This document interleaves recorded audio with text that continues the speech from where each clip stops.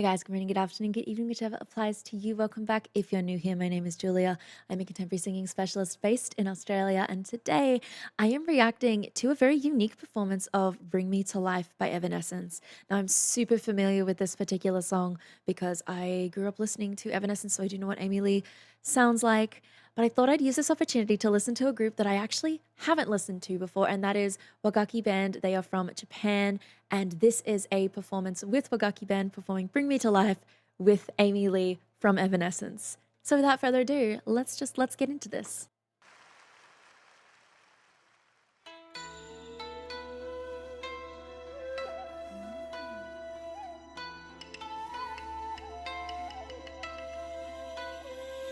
How can you see into my eyes like open doors, leading you down into my core, where I become so numb without a sound. My spirit is needing somewhere gone until you find it there and leave it back home. Wake me up inside, wake me up inside. Call my name and save me from the Bring my blood to run before I come alive. Save me from the nothing I become. Oh god, I have goosebumps. When it like reduced after like leading into the build in the chorus,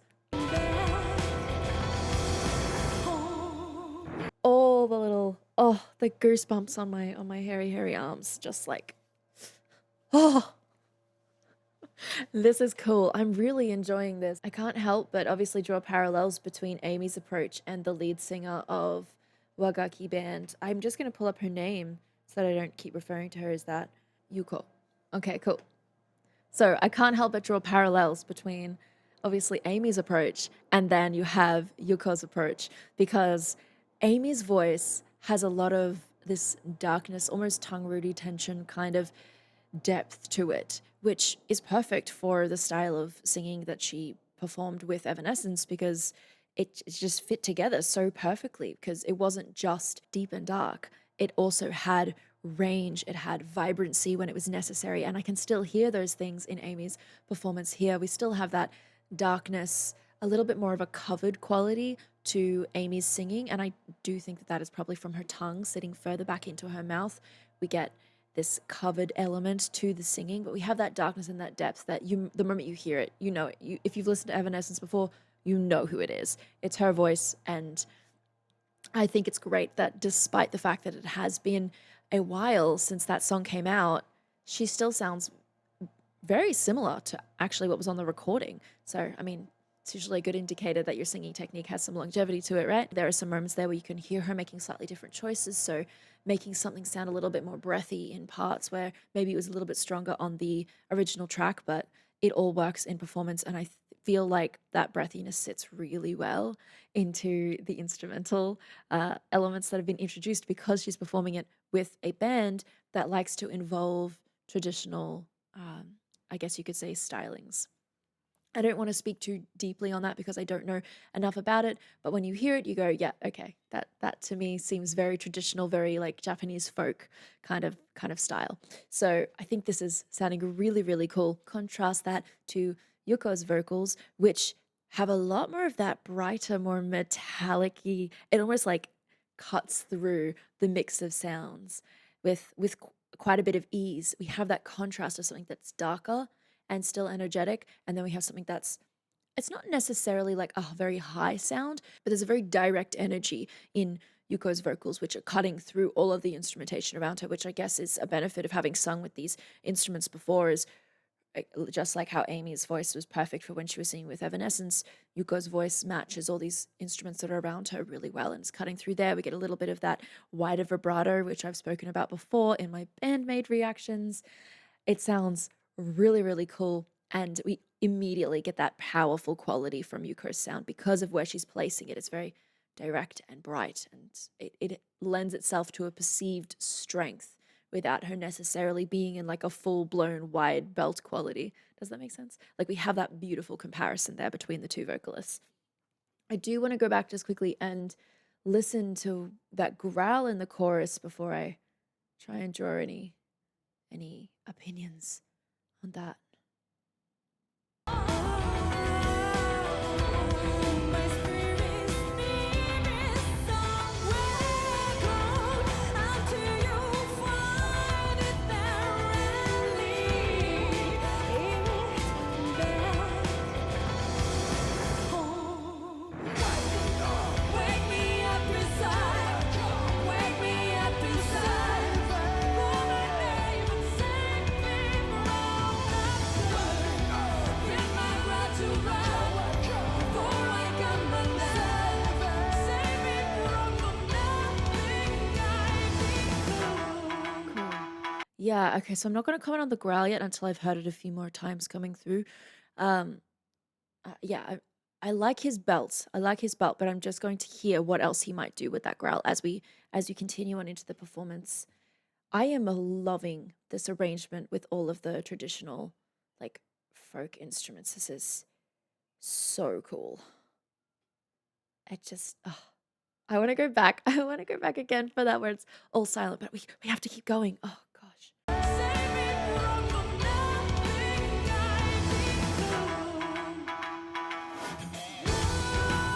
I become. Now that I know I'm weak now, and she'll see me breathe into me, make me real. Oh my god, the stunning tonal shifts in that little fast, like almost melismatic passage from Yuko there. Beautiful. It's like sliding through, just hits a couple of those tones and makes its way back up. Sounds fantastic with this song. I just wanted to also comment quickly on Amy's storytelling through this. Obviously, it's a song she's probably performed so many times. It'd be hard for her not to have like a storytelling, almost performance element there, because if you do something over and over again, your ability to tell that story and your connection to it can get stronger and stronger and stronger, more second nature. So it'd be a little more surprising if it didn't come to the forefront, all that experience that she has performing this song. Anyway, let's go back for this stunning little like microtonal vibrato melisma thing that she did. Oh, the movement was seamless. And she'll see me breathe into me, make me real. Oh, Make me to life. Wake me up inside, wake me up inside. Call my name and save me from after. Bid my blood to run before I come undone. Save me from the nothing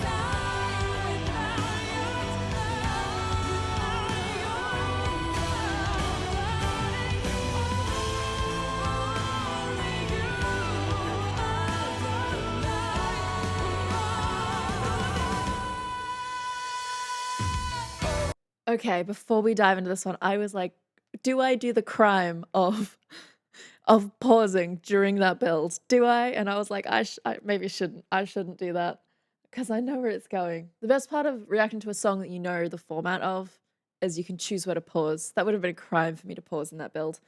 So, and we're gonna go back and revisit that build to lead into the next section. So, I feel like we can get away with this.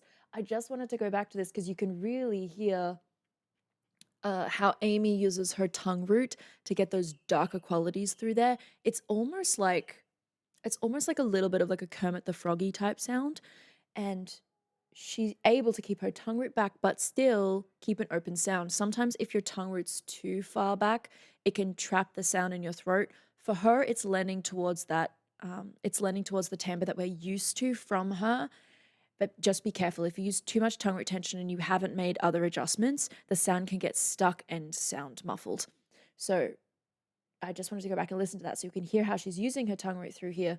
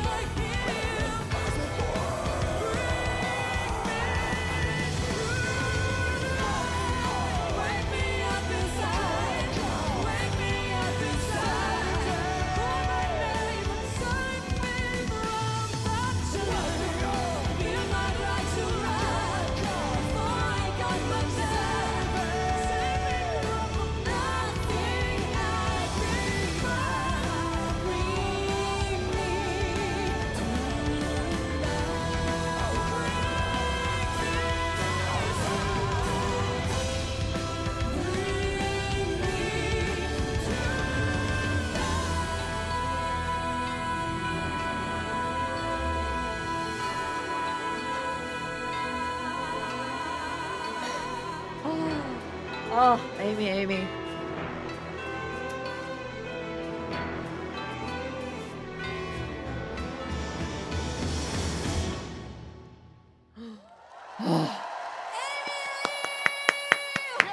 Go Wagakki Band! Arigato!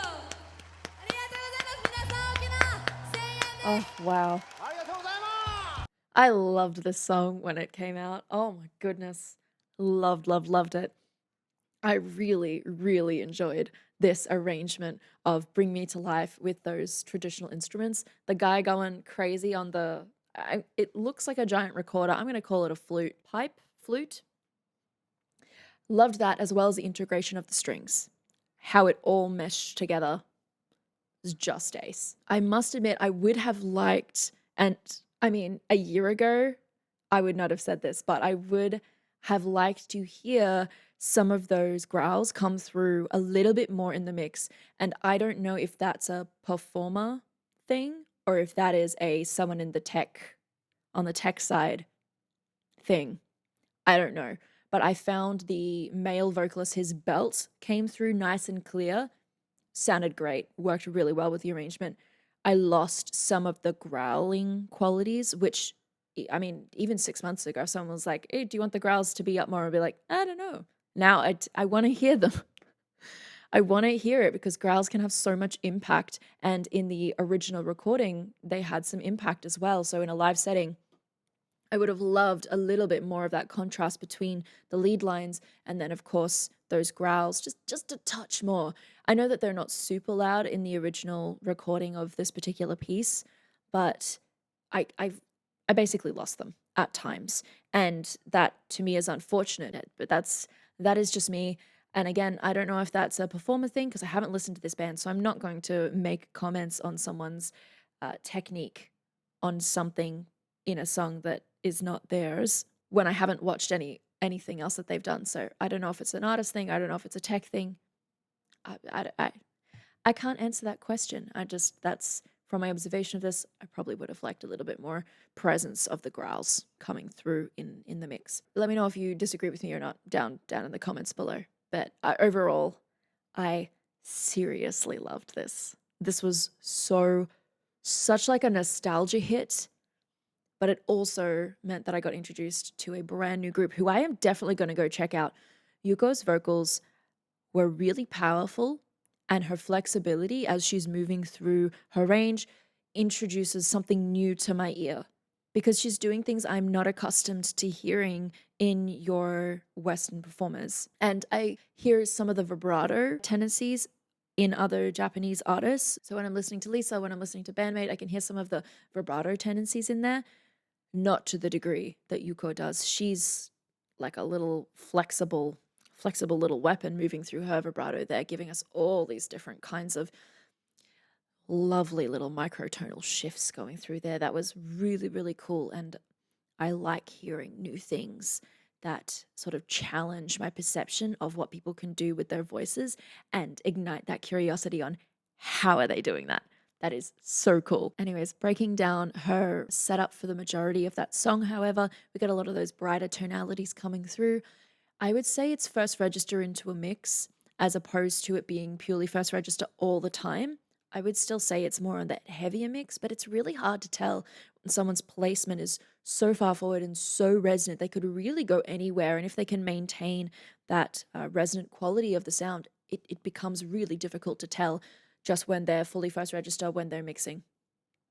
For Amy, it's easier to tell when she's in first register because there is that dark, almost heavier quality to her singing in there. I mean, it doesn't stop her from going up for that belt. And that sustained belt, oh, we got to go back for that before I move on. That was so cool.